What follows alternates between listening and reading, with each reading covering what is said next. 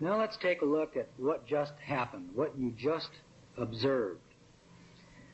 That's typically the way I handle an arraignment, but there's no guarantee that the judge is going to be as patient as our Judge Curtis. Sometimes judges will be obstinate. I've had judges sometimes threaten me with contempt of court, plea me not guilty, and have me out of there in 30 seconds, 1 minute max. Sometimes they'll listen to your arguments at length. Sometimes they'll dismiss an arraignment.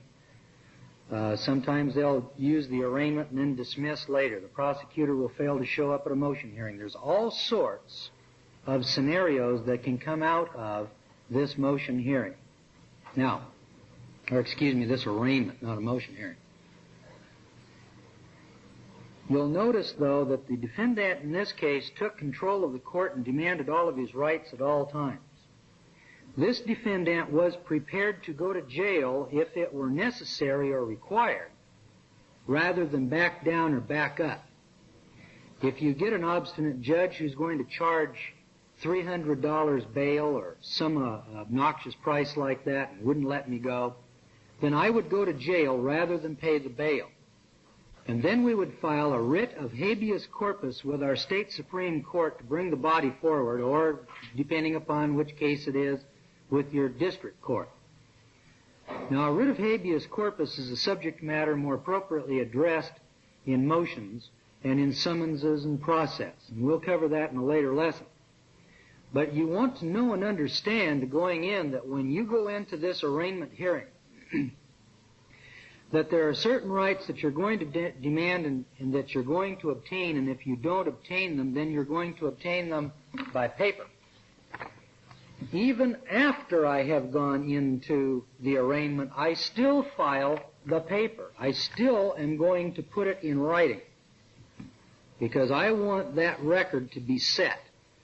And this arraignment and plea that we've written up, and if you want to, you can change it or write it any way you'd like to.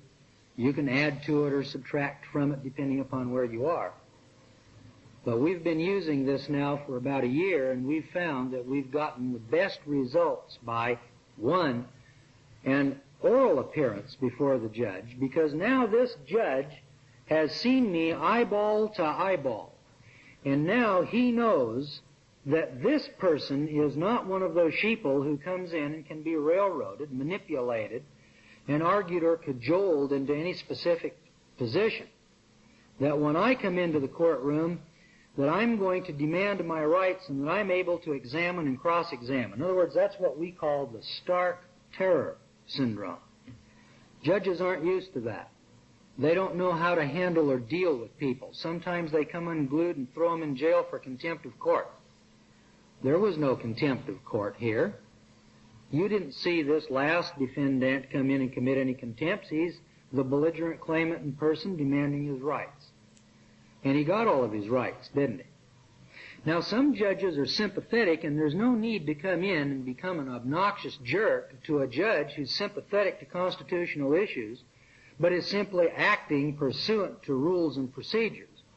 So don't become an obnoxious person, but on the other hand, don't become the willing sheeple who will just simply acquiesce to whatever demands the court makes or the judge makes, or I'm going to charge you a $150 bail bond here, and if you don't pay it, we're going to put you in jail. That could happen, and I've seen that happen. That's an intimidating tactic on the part of the judge. I'll put you in jail for 4 months until this case comes to trial. It's at that point you need to start asking some questions. Well, wait a minute, Judge.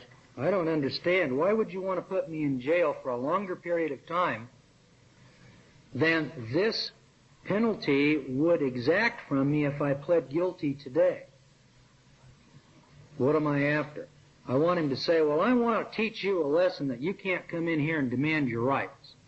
Boy, if I could get a judge to make that kind of an admission, don't you think I'd have him where I want him?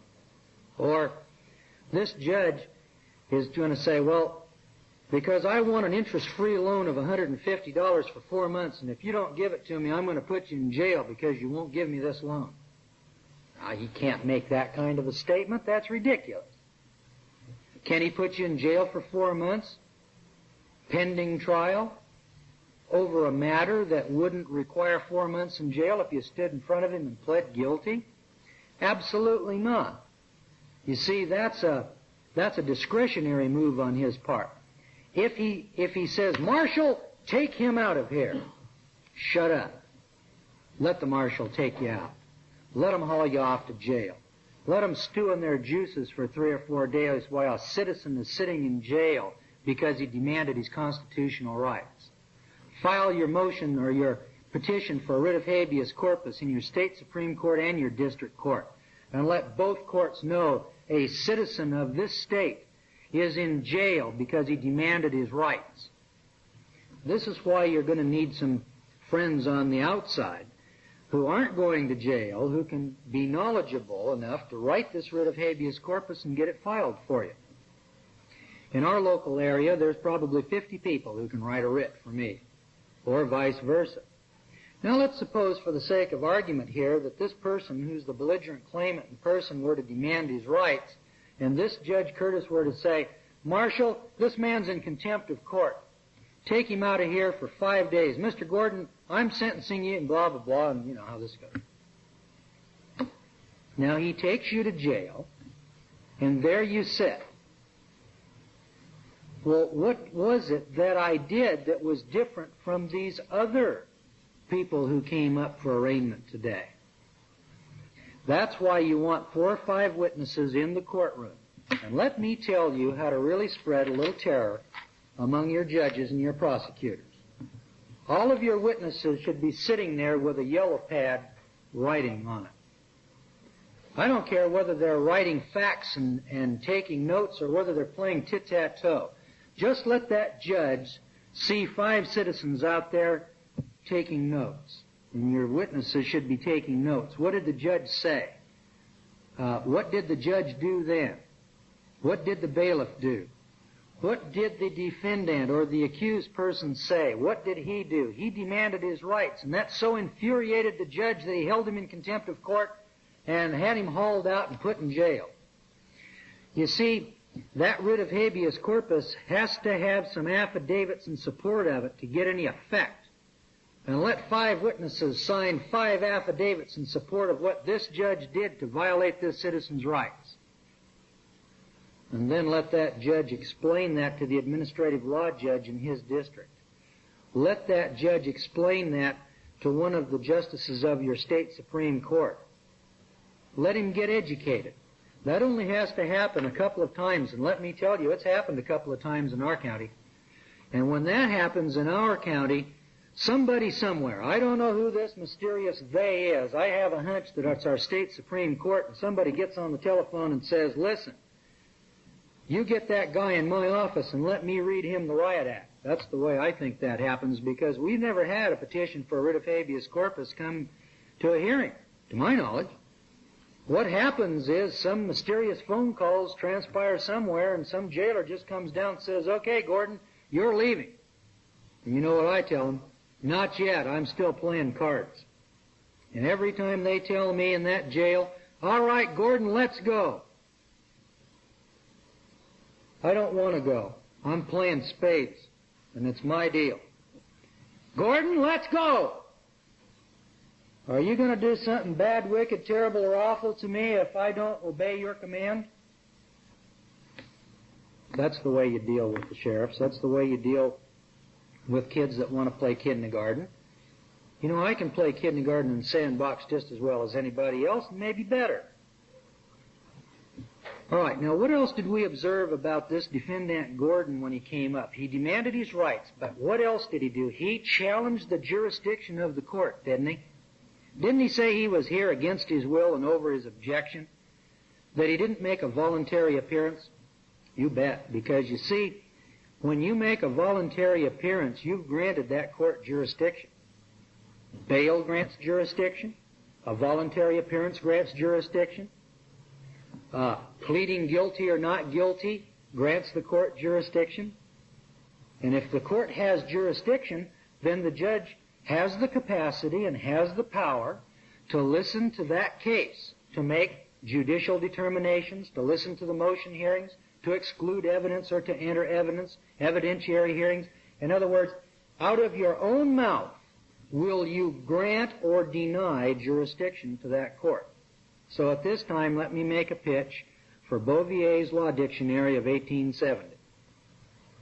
We went to great expense and we went to great lengths to secure this Bouvier Law Dictionary in 2 volumes, which is the official, which is the accepted or the approved, I should say, dictionary definitions of constitutional terms and words as put forth by the Congress of the United States around 1868 or 69. In other words, this is the Congress of the United States speaking, saying that this dictionary, not Black's Fifth and not somebody else's Sixth or Webster's thus and such, but Bouvier's Law Dictionary of 1870 is the dictionary definitions of constitutional terms, words, etc., that we're going to approve.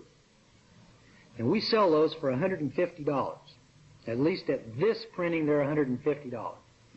Write for it. If you can afford it, buy one set and put that in somebody's house where 4 or 5 people can use it, and that when you're writing motions, you can get the definitions that were extant in 1870, because, you know, income, compensation, etc. in 1870 is something different than it is in 1970 or 1980.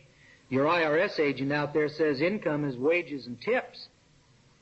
But the Congress of the United States and your Supreme Court says that that's not true, that that isn't the case, that that isn't the definition of income.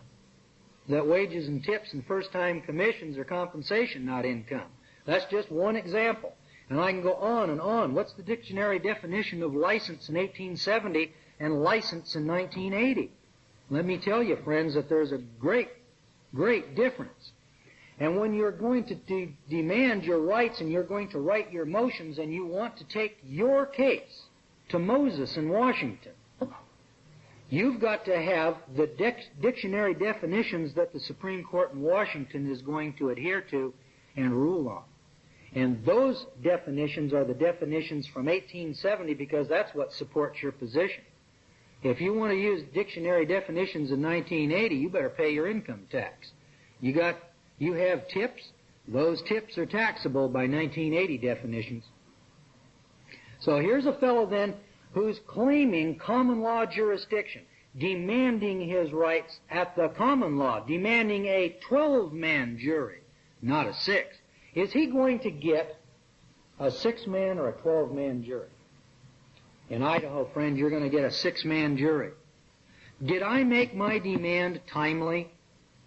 I'm going to make that demand 4 times before we get to trial, and then on the morning of the trial, I'm going to look over at the jury box and say, gosh, Your Honor, there's only 6 people sitting over there. We don't have a common law jury. This court is improperly set. And who is this imposter sitting over here to my left? Is he a prosecuting attorney or is he a public prosecutor? And that judge is going to overrule me, and he's going to ridicule me, and he's going to make fun of me. And he's going to say, oh, those are frivolous arguments. Oh, that's trivial. That's nonsense. As one judge put it, that's gobbledygook. We have a new legal term here in Idaho called gobbledygook. Well, that judge may think that's gobbledygook, but let me tell you that the law, as it's espoused from Washington, D.C. by those 9 black-robed justices out there on the Potomac, don't think that these are gobbledygook.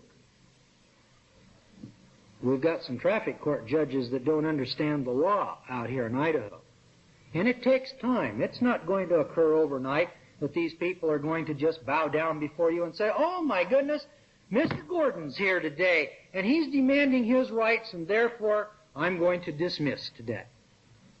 If you think that's going to happen, friend, boy, are you naive.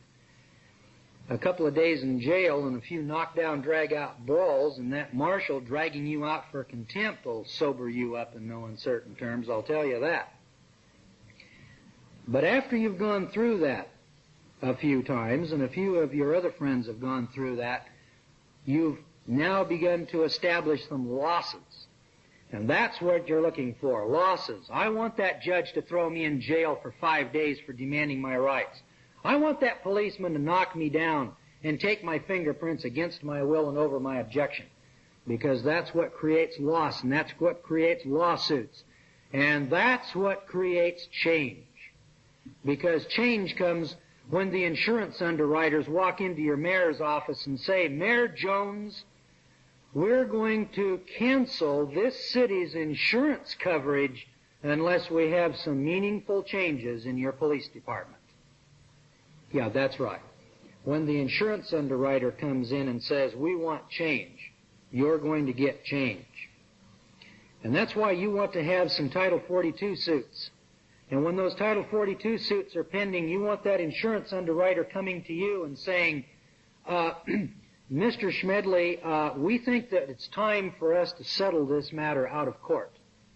And we're prepared to make you an offer. And as a part of that offer, you sit down over coffee in your local restaurant and say, yes, we think that it's time that you made us an offer, but we think it's also time for some meaningful change.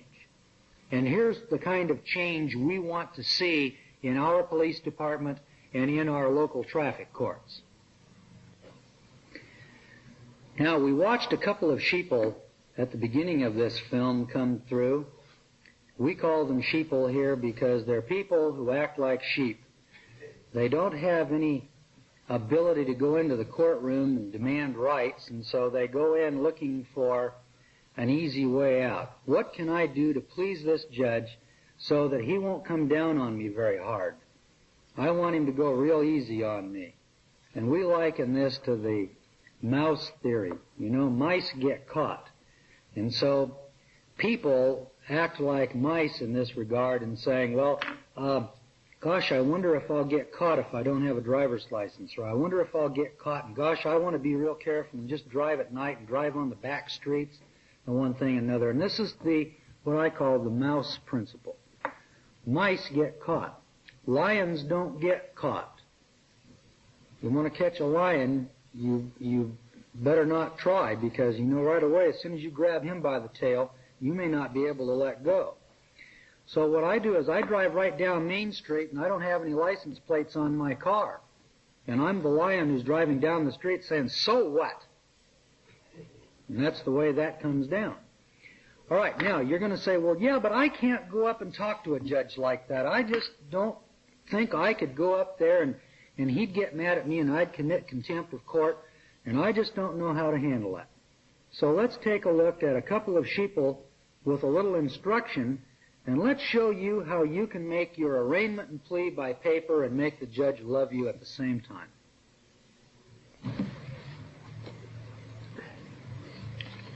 Our next case here is Donald Toney. Is Mr. Toney in the courtroom? Yes, sir. Step right up here, Mr. Toney. Yes, sir.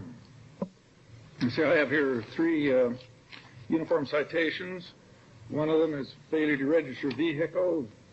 One is failure to carry insurance on the vehicle, and one is failure to display a driver's license when requested. Do you understand those charges, Mr. Yes, sir, I do. Toney? You understand the charges, then how do you want to plead? Your Honor, first I'd like to state that I waive none of my rights, and at all times... Yes, Mr. Toney. Well, I can't talk to you good, Your Honor, in matters like this here, but at no time I relinquish any of my rights, and I do not waive any of my rights at any time. Well, that's the purpose of the court here, Mr. Toney. We want you to have all your rights. Okay. And I think this paper could say more than I can, and so you could understand it, and I can too. What do we have here? Arraignment. You don't want to go through the arraignment yourself, huh? No, sir. I believe that would state my case.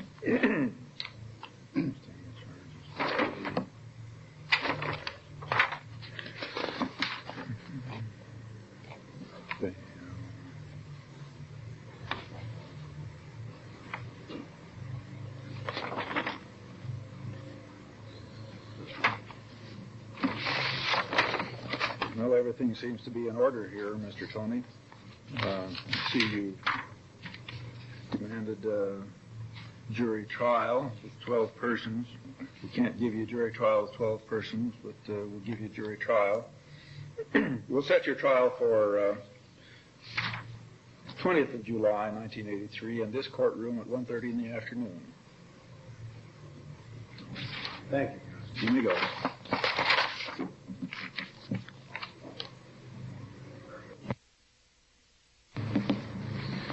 Your next case here is Mr. Claude Potts.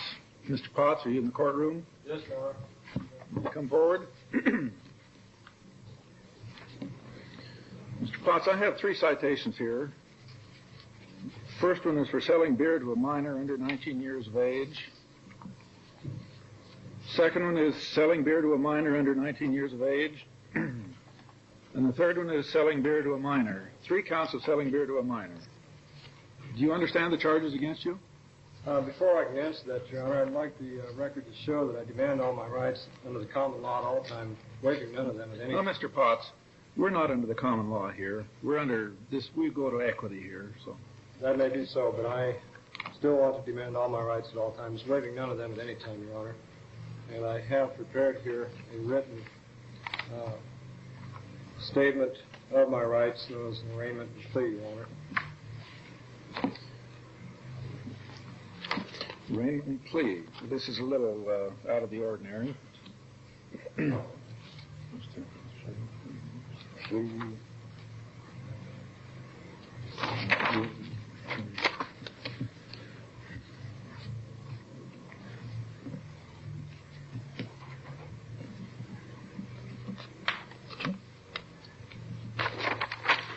Well, there seems to be an order. You demanded a jury trial, and we can grant you a jury trial, but it'll be the jury of 6 men instead of the 12 that you demanded. Let the record show, though, that I do object to that, Your Honor. Your objection is noted.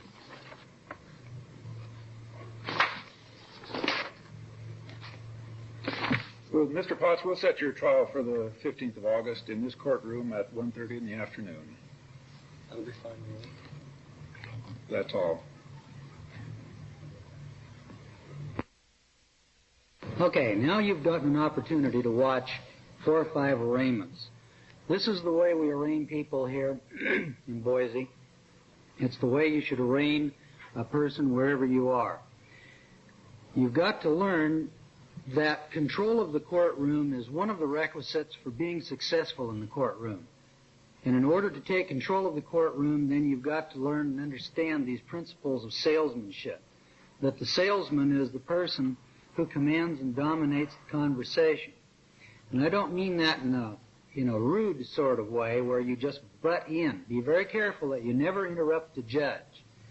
You should wait until your turn comes and then ask the right and the pertinent questions at the time that the opportunity arises. Here again, it's just a matter of reason, logic, and common sense. You use common sense in conversation no matter who you're talking to. If someone else is speaking, you keep quiet. You listen and try to make sense of what they're saying so that you can make an intelligent response and reply. And the same thing is true in the courtroom when you're in front of the judge. Most judges are pretty reasonable, likable sort of people. After all, he's got a wife and he's got a patch of grass out in the front just like you do, and probably has 2 or 3 kids and a mortgage on his house. And when he takes that robe off, what is he? You know, one of the key things that a fellow told me one time, he said, you know, if we were to take all the participants, all these generals in wars, and all the participants out in the battlefield and strip them all naked and say, okay, fellas, go out there and fight it out, you wouldn't have any more wars because half the battle is in posturing. And these military-type people, if they don't have eagles and braids and brass and chrome and stripes and all this fancy garb to strut around in, you know, it's kind of like peacocks, you know, at mating time, and they're just kind of strutting around here trying to impress one another. And that's the way it is when you're talking to the judge in the courtroom or you're talking to the policeman on the beat. Remember, the policeman wears his shades, he wears his glasses so that you can't see his eyes. Well, that judge is hiding behind his robes and this great pomposity as he stands. You ever notice that the judge is up higher than everybody else? Yeah, he's way up here. He's looking down on you, subjects and peons. That's down low. You're beneath me. And you're standing there looking up. And you've been trained and taught that this is a mysterious place, that you don't understand the language and you don't know what they're going to do to you. And so you walk in intimidated and in fear. Well, today you got an opportunity to watch. What did the judge do? There was never an opportunity for the judge to hold anybody in contempt of court or throw them in jail. We got the arraignment down, and that arraignment had all of the essential elements to take your case to Moses. Now, I've mentioned this thing of taking your case to Moses 2 or 3 times, and I want to explain that to you so that you can understand fully what this judicial process is all about and what they're doing with you. The judicial process is designed to weed everybody out. If it worked perfectly, there would never be an appeal and there would never be a case before the Supreme Court, before the Ninth Circuit Court of Appeals, and before the Court of Appeals or any state Supreme Court. Because all of those courts are appellate jurisdictions. They are not there to listen to the merits of the case. They are there to review the substance of the procedures. Did you get counsel? Did you have your Miranda warning? Were all of your rights safeguarded? Were all of your due process rights provided you? That's what they're there for. They are not courts of original jurisdiction in most cases. When a traffic ticket is issued, the court of original jurisdiction for that class of persons that is subject to the traffic court is the traffic court itself in your county. And when you go in there, they want to dispose of that case so that you never appeal it to the district court or to your state Supreme Court. That case is supposed to be adjudicated right there in that trial court. When you commit an armed robbery, the district court is the court of original jurisdiction. If that court were to act properly and perfectly, there would be no reason for appeal because the person is always going to be given all of his rights at all times. There's never going to be any evidence introduced into the court or into the case that would not be proper evidence. All of the witnesses would be exact and proper. And every time the trial judge made a decision or a judicial determination, he would be on point each and every time, and he would make his constitutional determinations in such a way that when the trial was over and the jury came in with the verdict, there would be nothing, absolutely nothing, for you to appeal. Now, you know that the Supreme Court of the United States listens to cases all the time, don't you? And what they're listening to is all of the errors and mistakes made in the lower courts. That's what every appellate court is doing. So, in order for you to qualify your case for the Supreme Court of the United States, you've got to create issues right out at the scene of the crime, in the jailhouse, in the arraignment, in some of the motion hearings, so that the judge makes a mistake, he makes an error, he gets upset, he gets excited.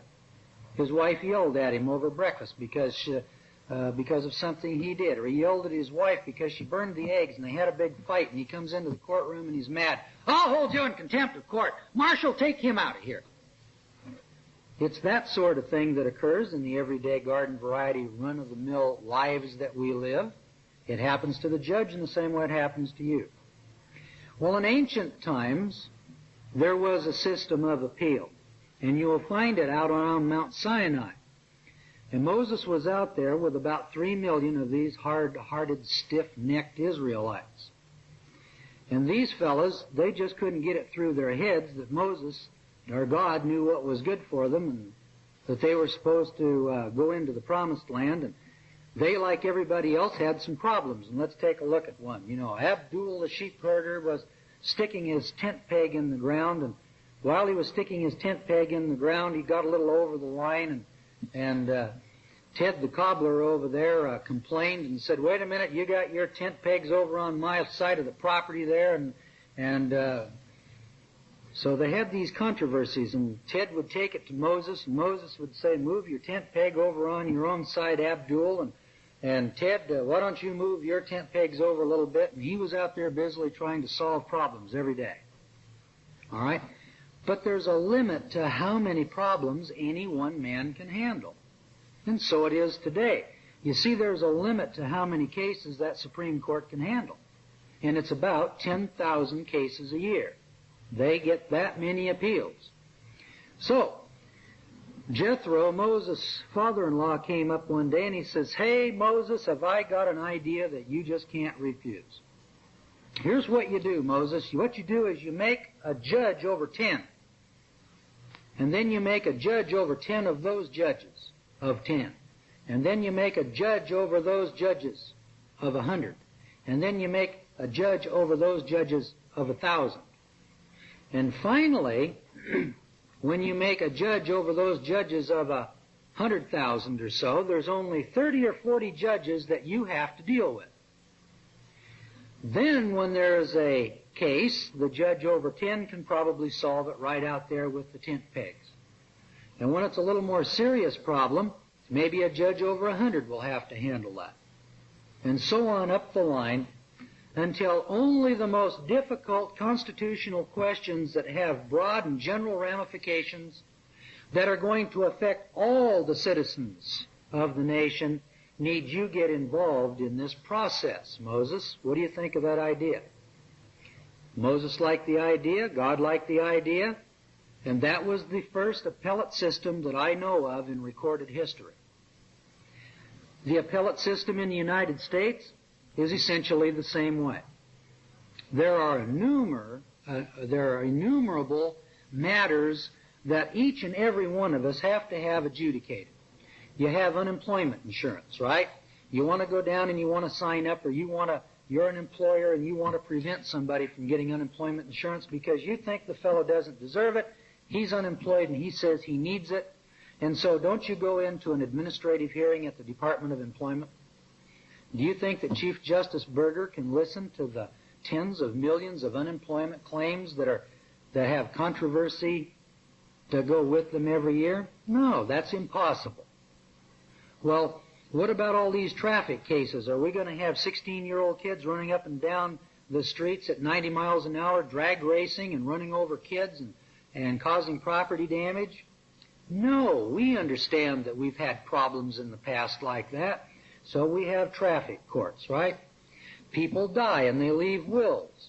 And those wills have to be probated to determine who the heirs are. And there's always some heir that will come in and say, well, I was cut out of the will and I deserve to be put back into that will, and here's why. And somebody has to listen to that.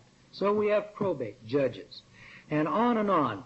We have courts. I don't know how many courts we have. There may be 15, 20, or 30 different types of courts.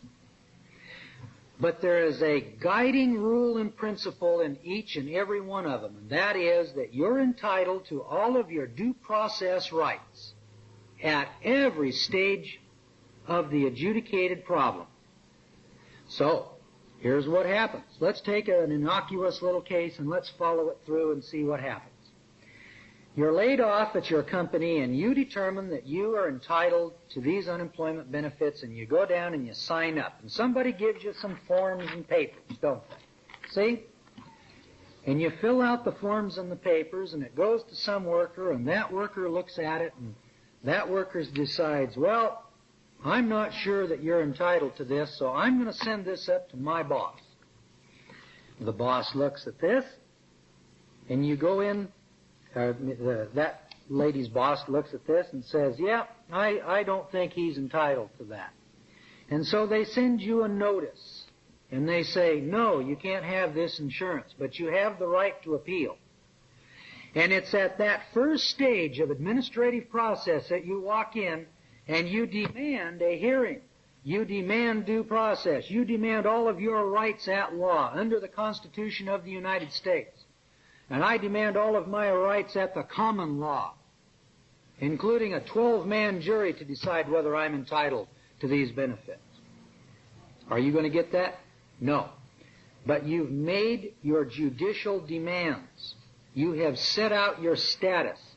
You have told those people at the lowest level, I am not a slave. I am in here to claim my rights. You owe me this. Now, you go in and you examine witnesses and you prove your case. You can bring witnesses and evidence and information, and this administrative hearing officer, He rules against you. But you have a right to appeal. You have a right now to appeal to the next highest administrative officer.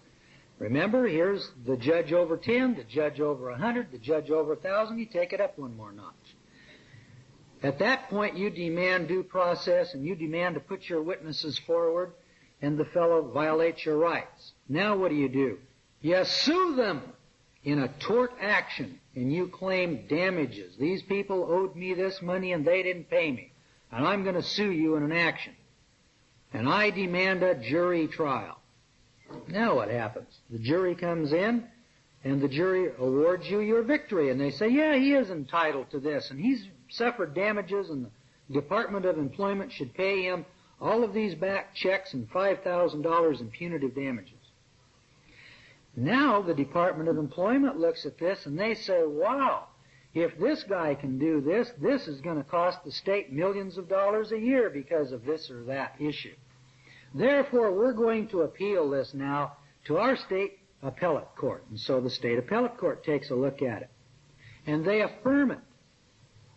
And they affirm the decision for you. And so then the state appeals it to the Supreme Court. And the Supreme Court looks at it.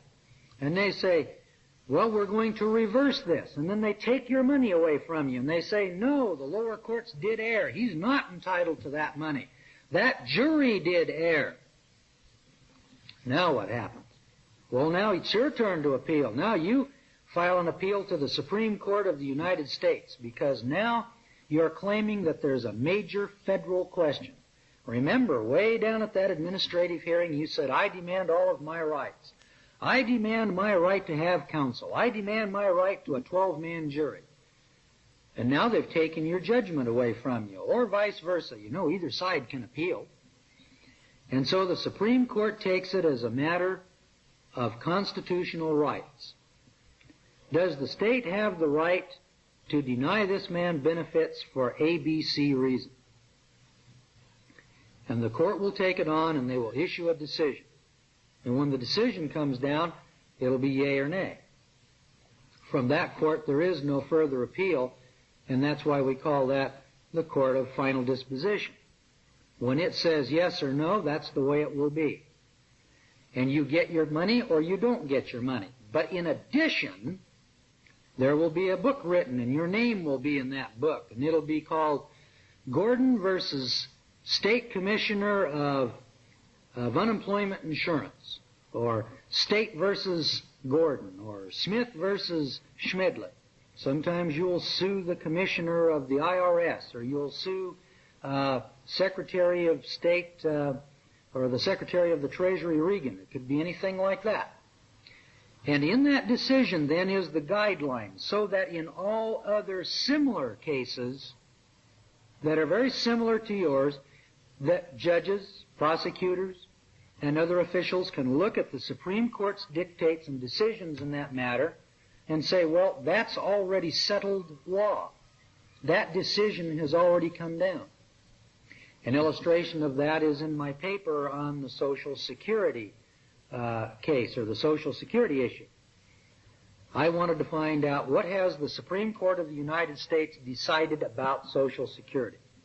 Well, I took a look at words and phrases under Social Security, and I found that the High Court has ruled 132 times between 1935 and 1980 or 81.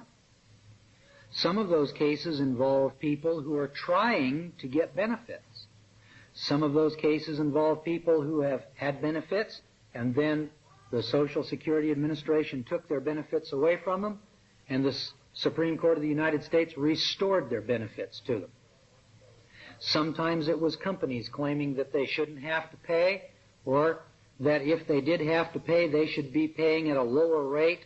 Sometimes, there was one case in there that I recall, was a steamship company. Do they have to pay Social Security benefits, or taxes rather, on their seamen, their employees, because they're on the high sea? And the court ruled no, because that's Admiralty jurisdiction.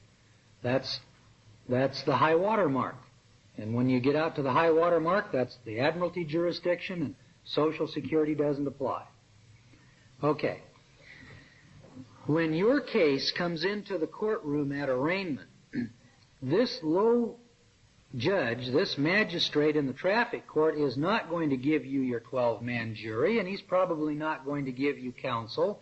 He's going to violate some of your rights. He shouldn't.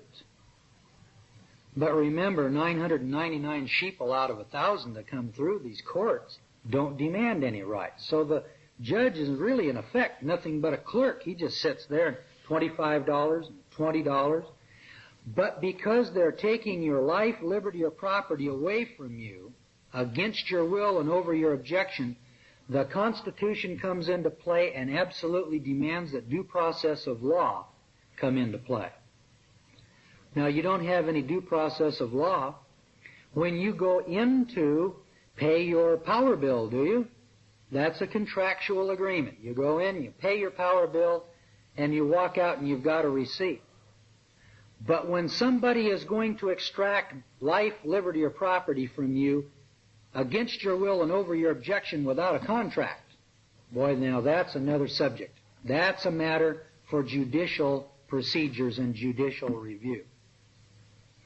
That's why every time you have confrontation with your government, you demand all of your rights and waive none of them. Then you demand due process of law, the right to cross-examine, the right to produce witnesses and evidence, all of your rights to due process. You must be given a meaningful hearing, so says your Supreme Court. At the lower levels, administrators at the IRS and administrators over at the Department of Employment are not judges. They're not even lawyers. Do you see what an opportunity this is for you to create reversible error and to qualify your case for Moses? The Supreme Court doesn't listen to cases that don't have rights issues attached. And how many people do you know of who go into these administrative hearings and demand rights? Probably none. That's what qualifies your case for Washington. So remember then, every time you come into contact with your government, you demand your rights and due process. And that's the substance that qualifies your case, whether it's a parking ticket or a felon. It qualifies you, and it qualifies you in your case to be heard by Moses at the Supreme Court level in Washington.